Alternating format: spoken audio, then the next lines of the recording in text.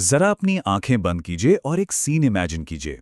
एक बहुत बड़ा खामोश कमरा जिसकी दीवारों तक धूल से अटी हुई फाइलों के ऊंचे ऊंचे पहाड़ लगे हैं।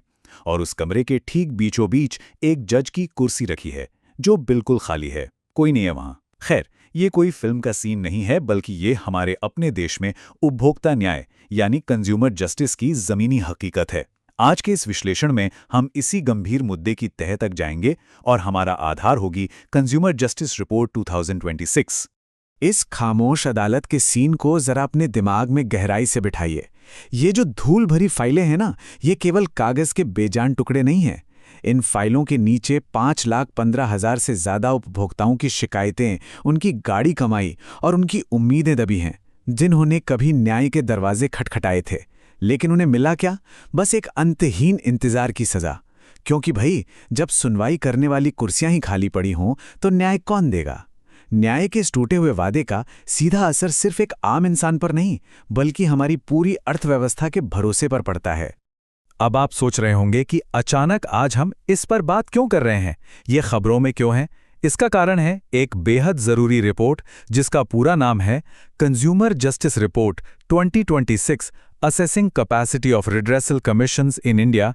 इंडिया जस्टिस रिपोर्ट द्वारा तैयार की गई इस रिपोर्ट को बिल्कुल हाल ही में 18 मार्च 2026 को सुबह ठीक 10:30 बजे जारी किया गया है। ये अपने आप में पूरे देश का पहला ऐसा स्टडी है जो हमारी कंज्यूमर कोर्ट्स की असल क्षमता का पर्दाफाश करता है। और हाँ, अगर आप यूपीएससी या किसी अन्य सिविल सर्विस परीक्षा की तैयारी कर रहे हैं तो ये विश्लेषण आपके लिए बहुत काम का होने वाला है। हम बात कर रहे हैं सीपीए यानी कंज्यूमर प्रोटेक्शन एक्ट 2019 की।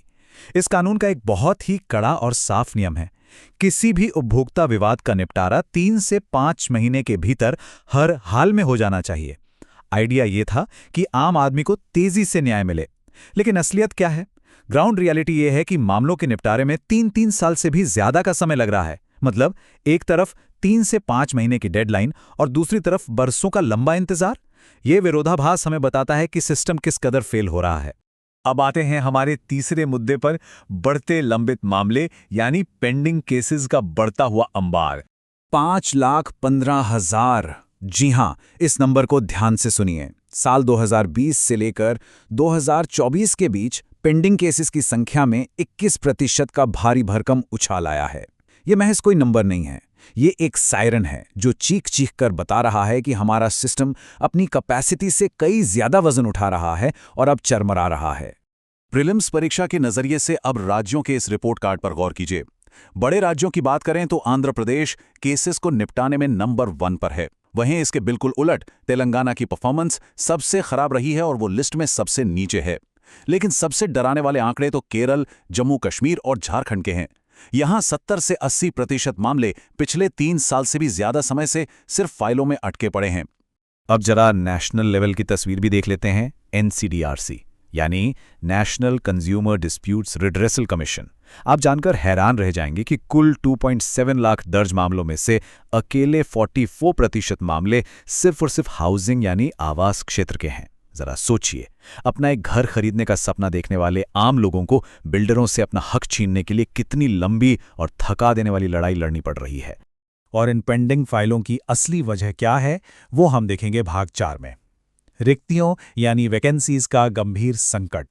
बात करते हैं एससीडीआरसी यानी state consumer disputes redressal commissions की। यहां 50% से ज्यादा अध्यक्ष और सदस्यों के पद बिल्कुल खाली पड़े हैं। 159 स्वीकृत पदों में से लगभग 40% पर कोई नियुक्ति ही नहीं हुई। चलिए जिले के स्तर पर चलते हैं। डीसीडीआरसी यानी district consumer disputes redressal commissions. यहां 33% आयोग ऐसे हैं जिनका कोई अध्यक्ष ही नहीं है, वो बिना किसी लीडर के चल रहे हैं। मतलब 2021 से 2025 के बीच 20 में से केवल 10 राज्य आयोग ही ऐसे थे जिन्हें पूरे 5 साल के लिए एक अध्यक्ष नसीब हुआ। अब आप ही बताइए, बिना जजों के फैसला कौन सुनाएगा? यूपीएससी मेंस के लिए ये पॉइंट बहुत जरूरी है। साल 2000 में एक बागला समिति यानी बागला कमेटी बनी थी। उसने साफ कहा था कि राज्य आयोगों में कम से कम 38 कर्मचारी होने चाहिए और हर 250 पेंडिंग केस पर एक एक्स्ट्रा असिस्टेंट या क्लर्क होना ही चाहिए। लेकिन 2025 की जमीनी हकीकत देखिए। पूरे भारत में सिर्फ राजस्थान और सिक्किम ही ऐसे राज्य हैं जो इस नियम को मानते हैं। झारखंड का तो और भी बुरा हाल है। वहां स्टाफ की 64% कमी है। यह साफ दिखाता है कि सिस्टम की नज़र में कंज्यूमर को कितनी कम अहमियत दी जा रही है। द वे फॉरवर्ड यानी आगे की राह।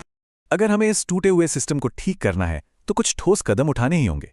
पहला, एक स्ट्रिक्ट टाइमलाइन के अंदर सारी खाली पोस्ट्स को भरना होगा। दूसरा, बागला समिति के स्टाफिंग प्रोटोकॉल को सख्ती से लागू करना। तीसरा, एडीआर यानी ऑल्टरनेटिव डिस्प्यूट रेजोल्यूशन और मीडिएशन को सिस्टम का अहम हिस्सा बनाना ताकि अदालतों पर से बोझ थोड़ा कम हो सके। और आखिरी कदम, हर राज्य में डेटा को पूरी तरह से ट्रांसपेरेंट बनाना। हमेशा याद रखिए, हमारे देश की आर्थिक ग्रोथ तभी मजबूत और टिकाऊ हो सकती है जब हर एक नागरिक को यह भरोसा हो कि उसकी शिकायत सुनी जाएगी। इस विश्लेषण को हम एक बहुत ही तीखे सवाल के साथ खत्म करेंगे।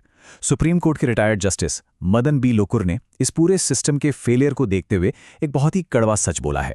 उन्होंने पूछा है, क्या ये आयोग वास्तव में शिकायत निवारण निकाय हैं? इतने सारे खाली पदों और बरसों से धूल फाकती लाखों फाइलों को देखने के बाद ये एक ऐसा सवाल है जो हमारे पूरे कंज्यूमर जस्टिस सिस्टम के वजूद पर ही सवाल खड़ा कर देता है। इस बारे में सोचिएगा जरूर।